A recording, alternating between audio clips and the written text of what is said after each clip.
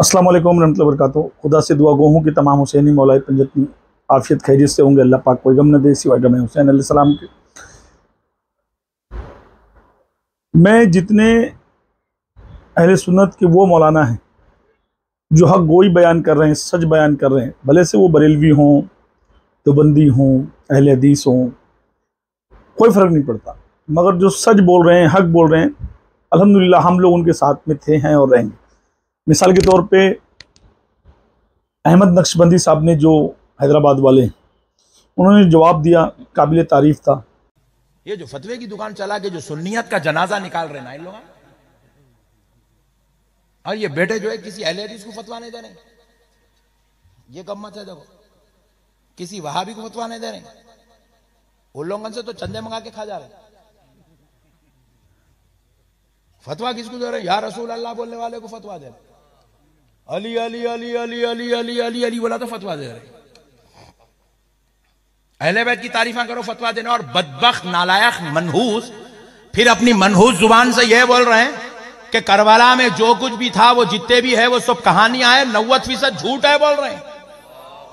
अल्लाह की लानत हो इन बदबख्तों पर, जालिमों।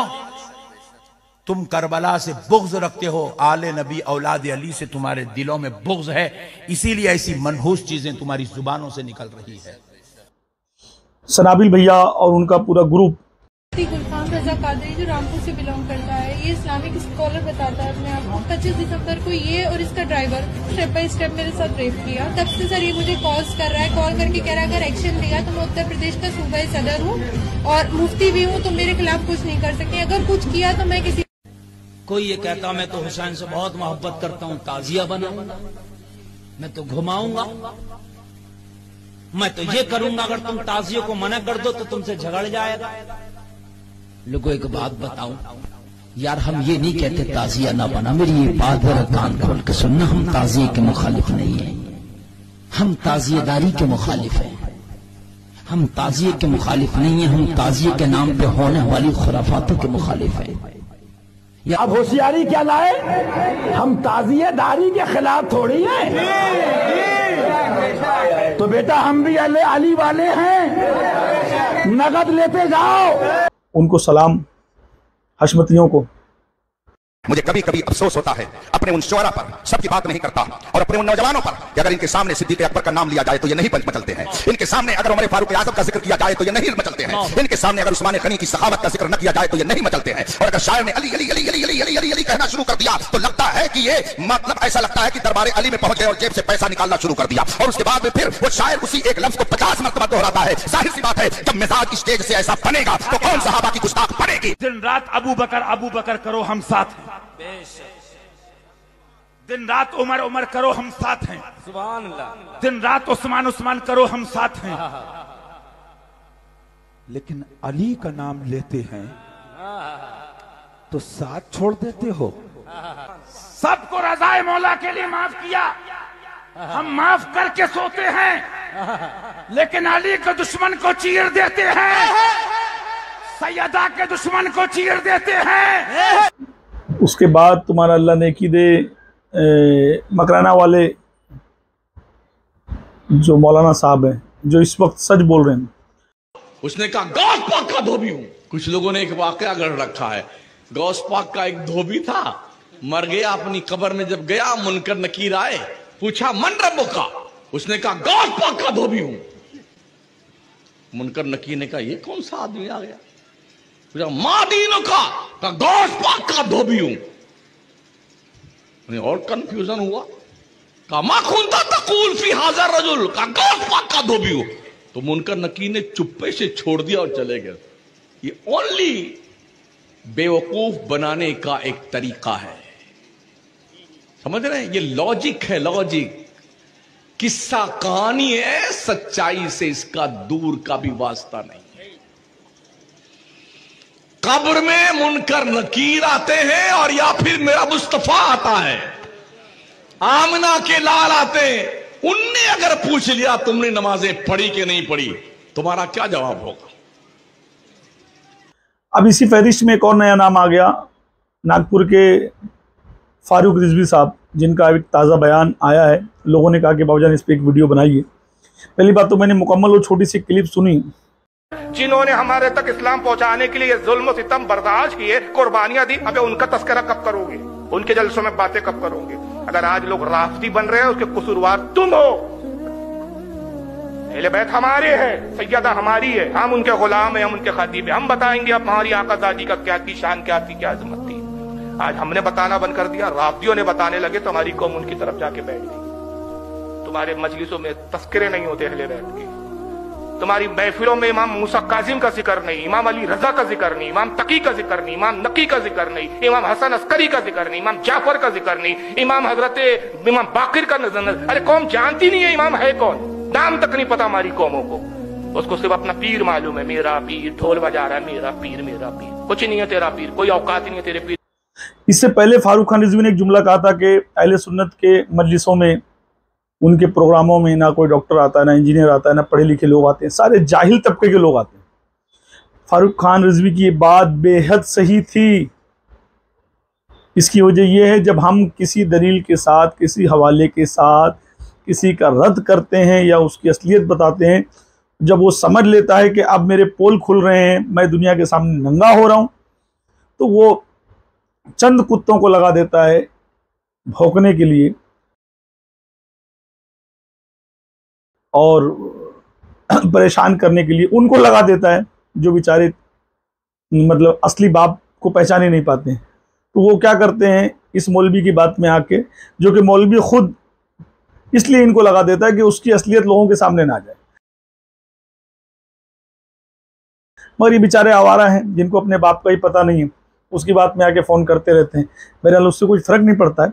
मगर असल मुद्दा जो है फारूक खान रिजवी साहब का काबिल तारीफ़ वाला है, उनके बयानात को। अब उस पर मैं कुछ बातें ऐसी करूँगा कि इंशाल्लाह आपका जहन खुल जाएगा। हम आज से नहीं, सालों से कहते हुए आ रहे हैं, शख्सियत परस्ती बंद की जाए। पीर परस्ती, पीर परस्ती, पीर परस्ती, और वो पीर जो सिर्फ मुसाफे में पैसा लेते हैं, फ्लाइट से जाते हैं सिर्फ नारा लगाने के लिए, लोगों को सिर्फ लूटते हैं। और उनके घर के हालात देखो तो इंग्लिश कल्चर उनके घरों में भरा हुआ है, और बाकायदा उनके घर के मामलात देखो तो थूकने लायक हैं, है ना। उनके हालात घरों के देखो तो यकीन मानना, उनके तरफ देखने का दिल नहीं करता है। मगर शख्सियत परस्ती की किसने शुरू? मेरा एक सवाल है फारूक खान रिजवी साहब से कि भाई किसने,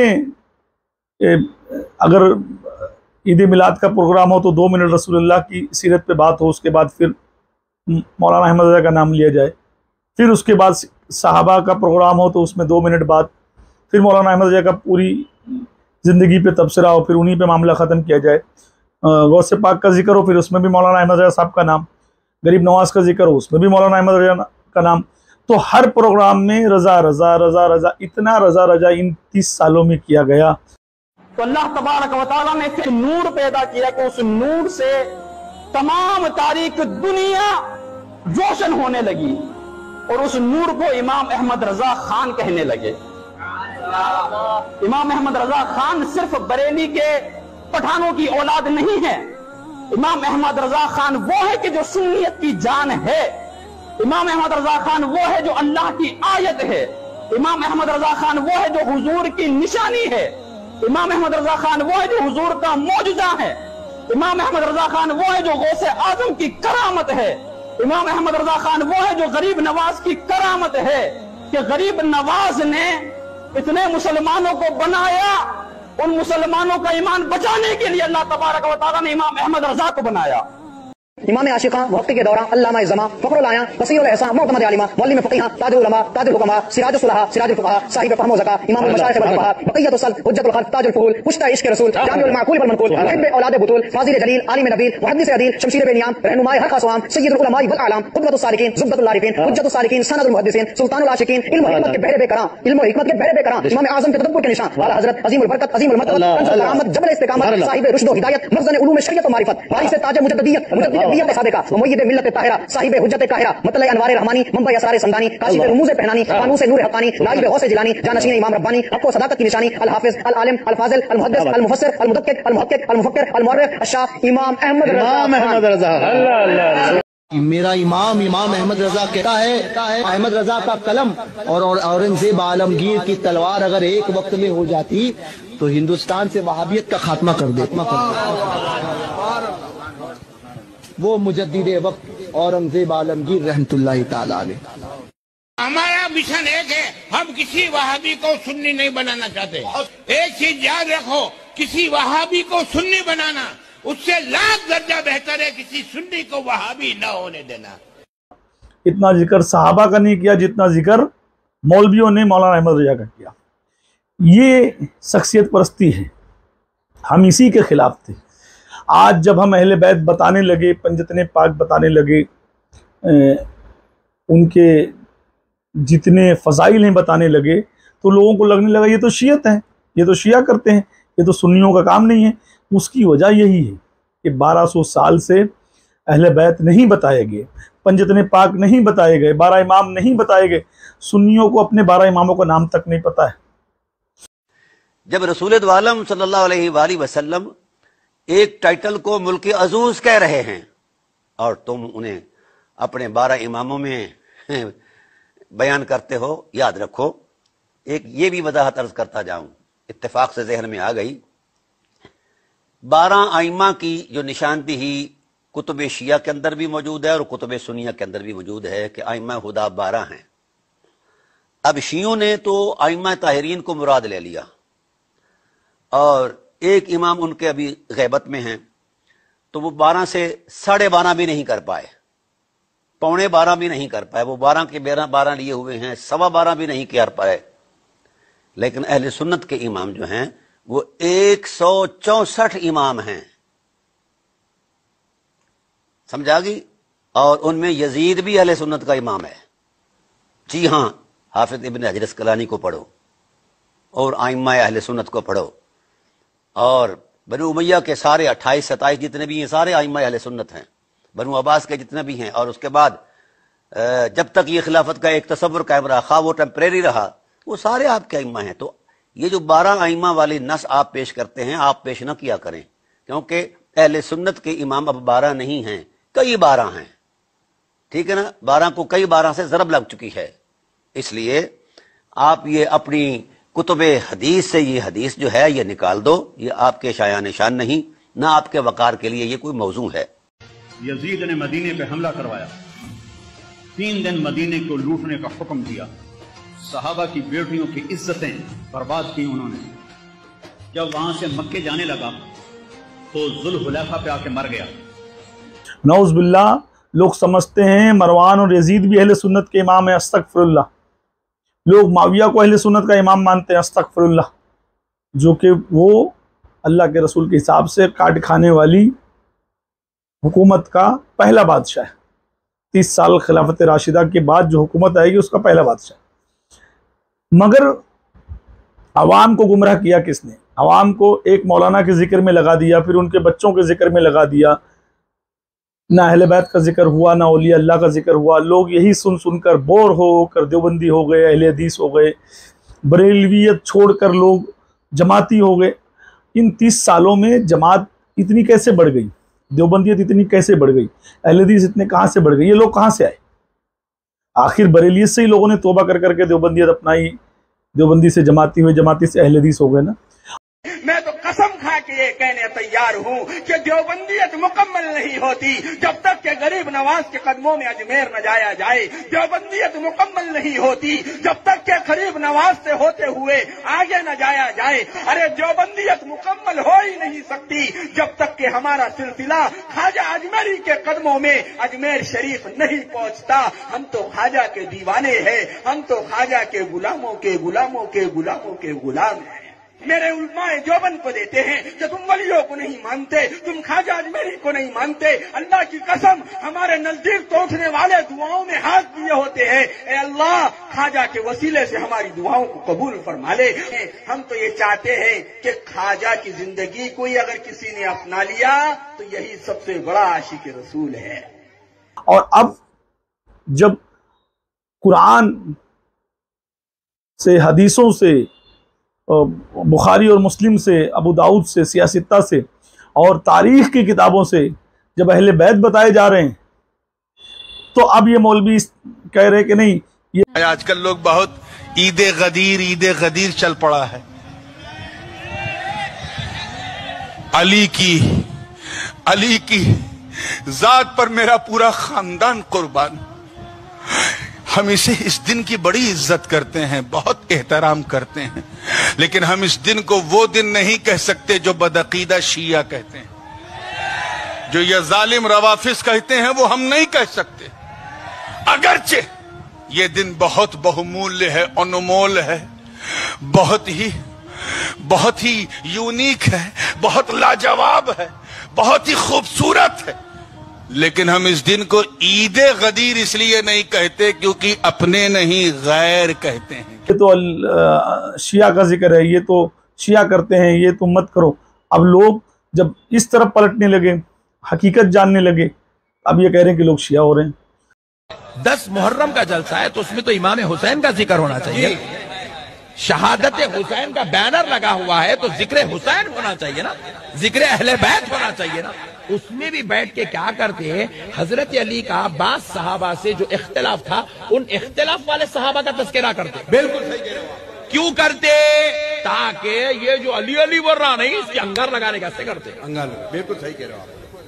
ये फित्तीन है, ये बदमाश बदखसलत है, ये दोजख में जाने वाले पूरी उम्मत को दोजख में ले जाने की कोशिश कर रहे हैं। मैं सवाल दोबारा दोहराता हूं, तीसरी चौथी दफा के लिए दोहराता हूं सवाल, सुन लो। आपने कहा था कि अगर शिया ये अकीदा रखते हैं कि अली अलैहिस्सलाम देख रहा है कब्र से, रसूल सल्लल्लाहु अलैहि वसल्लम देख रहा है कब्र से, सुन रहा है, तो ये कुफ्र है, ये शिर्क है, क्योंकि ये आपने इल्म गैब में गैरुल्लाह को शरीक किया। तो कासिम नानोतवी ने कब्र से कैसे देखा? कि मदरसे में झगड़ा हो रहा है, मदरसे में झगड़ा हो रहा है, ठीक है ना? नहीं, सुन लो सवाल, सुन लो सवाल, सुन लो सवाल, नहीं सुन लो, मेरी बारी है, सुन लो। कासिम नानोतवी ने कब्र से कैसे सुना, ठीक है ना? तो फिर आप करामत से अगर ये सुन सकता है तो अली अलैहिस्सलाम भी सुन सकता है। आपको इतना नहीं मालूम? वो दिखाओ ना कुरान से कि अली रज़ी अल्लाह की करामत। ओ भाई, तो आपने नानोतवी का कुरान से दिखाया? नानोतवी का करामत की मैंने तारीफ की ना कि वो अल्लाह नानोतवी का कुरान से चले नानोतवी का कुरान से दिखा भाई। इसको फाजिल कर, इसको फारिग करो, इसके गुफ्तगू के लायक ही नहीं है तू लायक ही गुफ्तगू ही नहीं है। सवाल का जवाब ही नहीं देता, फराड कर रहे हो। आप कह रहे थे कि कब्र से अगर कोई मदद करे तो मुशरिक है। नानोतवी कब्र से आता है, मदद करता है, मदरसे में झगड़ा बंद कराता है, तो आप मुशरिक नहीं बने, आप मुशरिक नहीं बने। कहते करामत है, तो ये करामत नानोतवी का हो सकता है, अली अलैहिस्सलाम का नहीं हो सकता। नानोतवी बदन खल्क कर सकता है, उसका क्या अल्फाज है, उसने अपने लिए बदन खल्क किया और बाद में वो बदन खत्म हो जाता है। उसने नहीं बोला कि ये सच्ची और कड़वी बात कह दी तो बहुत बुरा लग गया। और मौलाए कायनात को अमीर शाम ने पानी पी पी करके गालियां बकवाई, अपने पूरे जमाने भर में गालियां बकवाई जब तक जिंदा रहे, और अपने बाद भी उस सिलसिला जारी रखा। हम कैसे गवारा करें, इस बात कैसे बर्दाश्त कर दें? इतनी बात हमने कह दिया तो हम बहुत बुरे हो गए। तौहीन सहाबा का हम पर इल्जाम लग गया कि हमने सहाबा करने की तौहीन किया। अजीज़ान ने मिल्लत, हक़ाइक़ से चश्मपोशी गलत है, सच्चाई से मुंह मोड़ना गलत है। सच्चाइयाँ इस्लाम में का खासा है। सबसे अच्छा ईमान उसका है जो हक देखे और बयान करे, जो हक गो हो, हक बयान करे, सबसे अच्छा ईमान उसका है। तो ये वही तबका है जो 100 सालों का नया मसलक, नया फिरका बना, जिसने उम्मत के खलफशार में इस तरीके से रोल अदा किया कि अपने फिरके को, अपने मसलक को प्रमोट करने के चक्कर में दीन मोहम्मदी वहीं का वहीं रह गया, दीन हुसैन वहीं का वहीं रह गया, दीन औलिया वहीं का वहीं रह गया। अपने मसलक, अपने फिरके को इतना प्रमोट किया कि लोग इससे बज़्ज़न होकर, इससे चिढ़कर क्या हो गए, देवबंदी, जमाती, अहले हदीस। अब लोग शिया हो रहे हैं। अब लोग क्या करें, अहले तशय्युअ बन रहे हैं। क्यों? क्योंकि जब उनको कुरान से बताया जा रहा है अहले बैत कौन है, अहले सुन्नत की हदीसों से, किताबों से बताया जा रहा है कि अहले बैत को किसने तकलीफ दिया, अहले बैत क्या थे, अहले बैत की फजीलत क्या है, तो ये अवाम को पता ही नहीं था। अब जब अवाम को ये पता चलने लगा तो लोग शियत की तरफ जाने लगे। तो यही गलती अगर तुम आज से 30 साल 40 साल पहले नहीं किए होते और 1200 सालों में अहले बैत बताया जाता, पंजतन पाक बताया जाता, रसूल का घराना बताया जाता, नबी के बच्चों का जिक्र होता हर स्टेज पर। हर स्टेज पर सहाबा का तो जिक्र हुआ, हर स्टेज पर रसूल अल्लाह की सीरत तो बताई गई, हर स्टेज पर औलिया कराम कहीं कहीं बताए गए, मगर अहले बैत नहीं बताए गए, पंजतन पाक नहीं बताए गए। बेदम यही तो 5 हैं मकसूद कायनात, मुस्तफ़ा, अली, फातिमा, हसन, हुसैन अलैहिस्सलाम, इनका जिक्र नहीं हुआ। आज अलैहिस्सलाम कहने को फतवा लाया जा रहा है कि अलैहिस्सलाम नहीं कहना चाहिए। नौज़ बिल्लाह, अस्तगफिरुल्लाह। बुखारी में अलैहिस्सलाम लिखा हुआ है, मुस्लिम में लिखा हुआ है। मौलवी कह रहा है हाँ लिखा तो है, बात तो सही है, मगर हमको इससे परहेज करना चाहिए। अरे जाहिल के बच्चे, नुत्फ़े ना तहकीक, जब बुखारी ने इससे परहेज नहीं किया, मुस्लिम ने नहीं किया, अहले सुन्नत की किताबों ने नहीं किया, तो आज तू कौन है परहेज करने वाला कि मौला अली के नाम के आगे अलैहिस्सलाम लिखना चाहिए कि नहीं? तू ये कहेगा कि इससे राफ़ज़ियत फैलेगी, इससे शियत फैलेगी। तो सहाबा का जिक्र सबसे ज़्यादा देवबंदी अहले हदीस कर रहे थे, इसका मतलब तुम देवबंदियत फैला रहे हो सहाबा सहाबा करके, अहले हदीस फैला रहे हो सहाबा सहाबा करके, क्योंकि सिपे सहाबा तो अहले हदीस के पास है ना। तुम्हारे चक्कर में जिक्र अहले बैत रोक देंगे, तुम्हारे चक्कर में अहले बैत अलैहिस्सलाम का जिक्र बंद कर देंगे, तुम्हारे चक्कर में नबी के बच्चों की बातें नहीं बताएंगे दुनिया को, उनका जुल्म सितम जो उन पे हुआ वो नहीं बताएंगे। हाँ, जो मकाम नबी करीम सल्लल्लाहु अलैहि वसल्लम ने दे दिया है मौला अली को, उसे मानो। और इनकी अहले बैत की सरदारी जो है, मैं आपको बताता हूँ, खुद मक्का में मैदान अरफात में यौम आरफा में हुजूर ने बयान किया। ये तिरमिज़ी शरीफ है।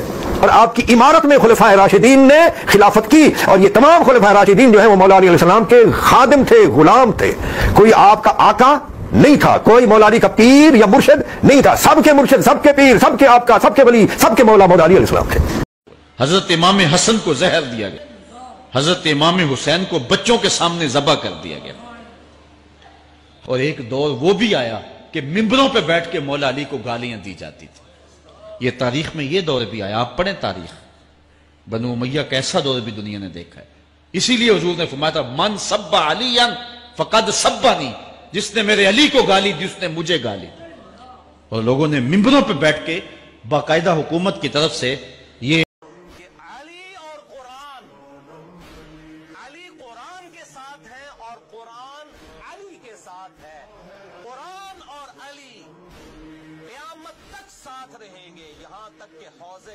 पे आकर मुझे मिलेंगे। अली कुरान के साथ है, कुरान अली के साथ है क़यामत तक के। ये तो कुरान में आया ना कि हजरत मूसा ने दुआ मांग के हारून को लिया था। इस लेवल का रसूलुल्लाह का कोई साथी था तो सिर्फ एक था, अली इब्न अबी तालिब रज़ियल्लाहु ताला अन्हु अलैहि सलाम। और दूसरा फरमाया मगर मेरे बाद कोई नबी नहीं, यानी खत्म नबूवत हो गई है। तो ये हदीस वाज़े इशारा है कि अगर रसूलुल्लाह के बाद कोई नबी होता तो मौला अली होते। खुदा की कसम, जब मेरे और आपके आका मौला सरकार दो जहां आप जंगे तबूक के लिए तशरीफ ले गए, पीछे अली को छोड़ कर गए, तो वहां पर रहने वाले लोगों ने कहा हमारी नमाज अली के पीछे नहीं होती, लिहाजा हम अलहदा मस्जिद बनाएंगे। उन लोगों ने मस्जिद अलहदा बनाई, अपना इमाम अलहदा मुकर्रर किया, उन्होंने नमाज अलहदा पढ़नी शुरू कर दी। वो न कुफ्र करते थे, न शिर्क करते थे, न उन्होंने काबा तब्दील किया था, न इस्लाम तब्दील किया था, न नबी तब्दील किया था, न कुरान तब्दील किया था। वो भी नमाज में सूरह फातिहा पढ़ते थे, वो भी नमाज में सूरह इखलास पढ़ते थे, वो भी नमाज में जनाब सुभान रब्बिल आला, सुभान रब्बिल अज़ीम पढ़ते थे। 40 दिन मुस्तफा मदीने से बाहर रहे, 40 दिन वो उस मस्जिद में नमाज पढ़ते रहे। जब 40 दिन के बाद आका आए तो उन्होंने सरकार की बारगाह में की, हमने अलहदा मस्जिद बनाई है, आप वहां पर तशरीफ ले चले, 2 रकात पढ़ दें ताकि लोगों के लिए हुज्जत हो जाए। अल्लाह ने फरमाया मुस्तफा जा उसको आग लगा दे, वो तेरा घर नहीं हो सकता जिस घर से अली की दुश्मनी की बदबू आए। मैं रब उसको अपना घर नहीं कह सकता। अल्लाह का घर वो घर है जिस घर से अली की मोहब्बत की खुशबू है।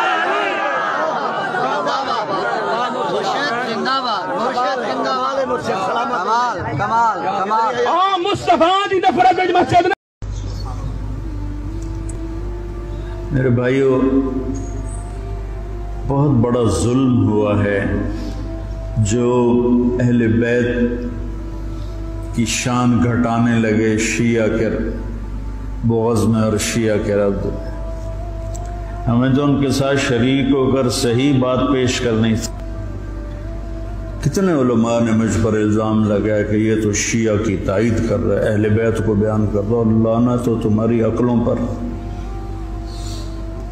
इमाम शाफी का कौल याद नहीं है? इनकान रिफ्ज़ हुब्ब आले मुहम्मदिन फलियशहद सक़लान अन्नी राफ़िदुन। दीवान शाफी में पढ़ो।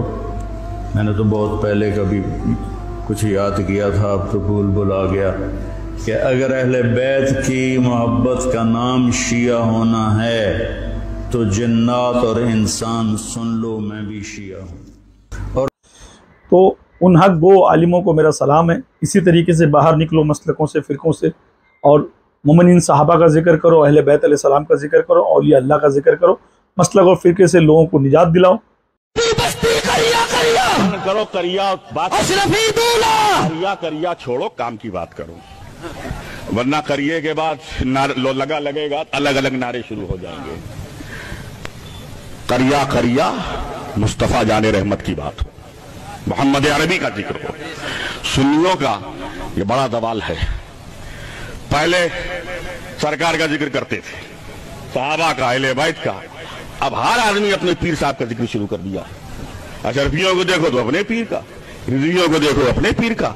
बंद करो सेंट्रल ऑफ गिरवेटी, अपने नबी की जात को बनाओ। इतने मुरीद ऐसे हैं जो पीरों की वजह से दोज़ख में धकेले जाएंगे। और खुद फतावा रज़विया हमने जब पढ़ाया भी था, दोनों मिलकर मेहनत कर रहे थे, सारे हवाले चेक करते थे, वो हमने को 500 हवाले तो उसके अंदर गड़बड़ पाए। याद है आपको? जी वो याद है, और ये थोड़ा गिला भी है, आवाम का भी गिला है कि आप ये कहते हैं कि बहुत सारी चीजें ऐसी फतवा रज़विया में या तो आपस में क्लैश करती हैं। यानी एक जगह पर फतवा आता है रज़विया में कि जनाब जायज़ है, एक जगह पर आता है नाजायज़ है, कभी आता है कि हदीस है, कभी आता है कि हदीस नहीं। वो आपने चीजें इंडिकेट भी की थी, लेकिन इसको आप फिर बयान क्यों नहीं करते? अगर इतने ही आप कंफर्म हैं इस मामले में, बयान किसमें करूं मैं? देखिए कोई एक प्लेटफॉर्म होना चाहिए ना। देखिए ये चीजें जब हमने निकाली थी, और मैं अक्सर बयान करता हूं कि अहमद रज़ा खान साहब बड़े आलिम दीन, लेकिन वो 300 सवाल फतवा रज़विया से निकाल दें। वो 300 सवाल जो हमने इंडिकेट किए हुए थे वो वाज़ेह तौर पर दलालत करते हैं कि वो किसी आलिम दीन की लिखी बात है ही नहीं। चे जाए कि हम बोले बहुत बड़े आलिम दीन की लिखी बात है, उसके अंदर तारुज़ात हैं, उसके अंदर उल्टी सीधी बातें हैं, जिसको कोई बंदा बिला वजह का दिफा करेगा, एक्सेप्ट कोई नहीं कर सकता। हमने वो 300 अलग भी किए, अपने यहाँ जहाँ तक सलाम दुआ थी, प्लेटफॉर्म थे हमारे पास, हमने वहाँ पहुँचाई भी, कोशिश भी की, लेकिन कोई फायदा नहीं हुआ। अब मैं कहाँ पर बयान, लोगों के अंदर बयान करूँगा, फायदा क्या होगा उसका? अब मुझे बताया ना, अब ये फायदा होगा। हाँ ये जरूर है कि आए बगाए मेरे पास जो इंडिविजुअली को शख्स आता है, मैं उसको बता देता हूँ ये गलती है, इस चीज को आप ना फॉलो करें। मतलब कोई एक मिसाल ऐसी जो आपने एक 10 मिसालें मैं आपको दे सकता हूं। कोई भी ऐसी बात कि जो बिल्कुल वाज़ेह अभी आपके आने से पहले जो यहाँ लड़का बहस कर रहा था, मन ला शेख लहू फशेखहू शैतान, जिसका कोई शेख नहीं है, जिसका कोई पीर नहीं, उसका पीर शैतान है, ये कोई हदीस नहीं है। ये किताबुल हदीस के ज़ख़ीरों के अंदर उलमा, बल्कि पक्का जो 100% झूठ है, अल्लाह के रसूल सल्लल्लाहु अलैहि वसल्लम का मुबारक नाम लेकर, नामो निशान तक नहीं है इसका कुतुब हदीसों के अंदर। लेकिन फतावा रज़वी में एक जगह सवाल हो रहा है, तो इन्होंने हदीस का जिक्र किया, कह रहे हदीस से रिवायत की जाती है, मन ला शेख लहू फशेखहू शैतान। फिर इससे इस्तेदलाल भी कर रहे हैं कि इस रिवायत का मिस्दाक ये लोग हैं।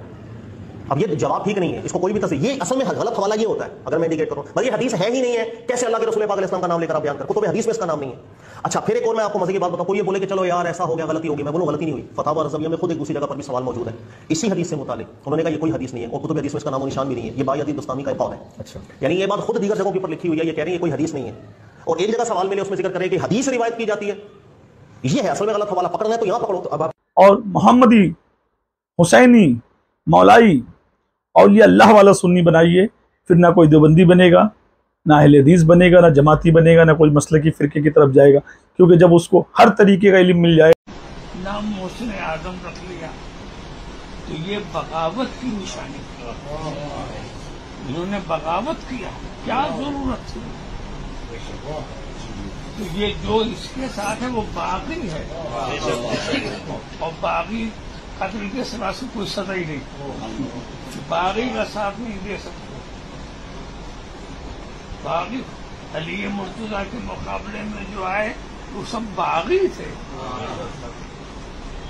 उनकी कोई रियायत नहीं कि कलमा ये भी तो पढ़ते हैं, नमाज ये भी तो पढ़ते हैं, बागी।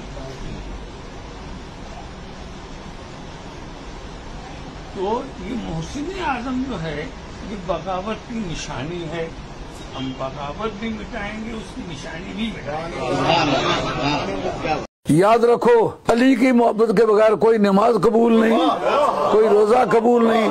आला हज़रत फाज़िल बरेलवी ने फतावा रज़विया के अंदर लिखा है कोई इबादत मोहब्बत आले बैत के बगैर कबूल नहीं होती। इसलिए जुमरा हाय औलिया अल्लाह जितने भी हैं उनको फैजान वलायत अली मुर्तज़ा से होता है। ये कादरियों का, चिश्तियों का, नक्शबंदियों का, सोरवर्दियों का, शाज़लियों का, बदवियों का, जंजानियों का, खलबतियों का, शतारिया का, दरकाविया का, दंदराविया का, कुबरविया का, उवैसिया का, मुलामतिया का, सब का इजमाई अकीदा है कि अली की बारगाह से वलायत मिलती है। किसी सिलसिले में मुरीद हो जाओ, अगर तुम्हें वलायत चाहिए होगी तो वो अली देगा, अली के बगैर वलायत नहीं। मैंने आपको पहले ही बता दिया था कि मैं सुन्नी खतीब हूं और हमेशा मैंने ये सुना कि मर्दों में हजरत अबू बकर ईमान लाए, बच्चों में हजरत अली ईमान लाए, गुलामों में हजरत सैयद ईमान लाए। हजरत गिरामी, कभी आप में से किसी ने ये सुना है कि बच्चियों में सबसे पहले ईमान कौन लाया, बांदियों में सबसे पहले ईमान क्यों लाया? आखिर यह कैद सिर्फ मर्दों के साथ क्यों है? मर्दों के साथ क्यों है? बुनियादी वजह है कि एक खास वक्त में हजरत अली की अव्वलियत मुतलका को पर्दे में रखने के लिए यह तकसीम की गई है।